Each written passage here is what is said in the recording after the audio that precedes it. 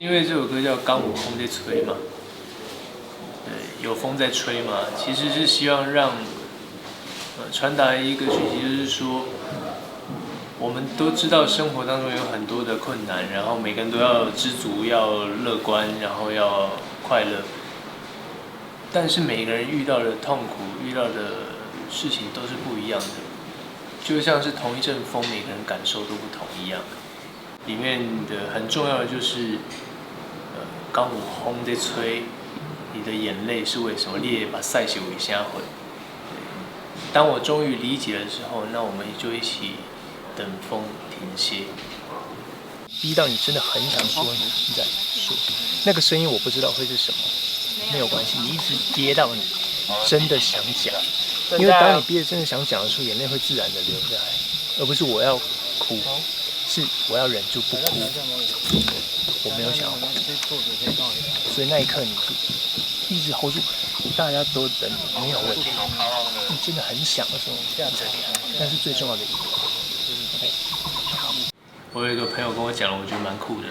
他说，如果真的要哭的人，其实是不想哭的。对，最怕的是那个眼泪，他就是忍不住。对，但你想演哭的人就会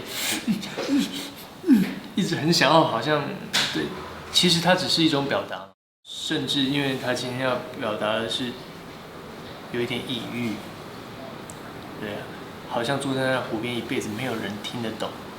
对，所以没有人听得到他的声音，他的呼喊，那种感觉其实好像不只是哭，而是真的空了，消失了。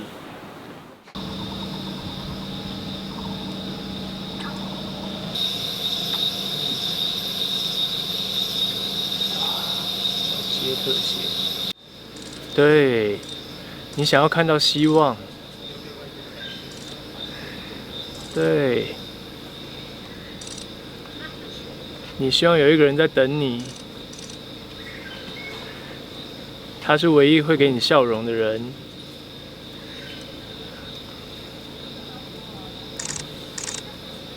但风告诉你他不在。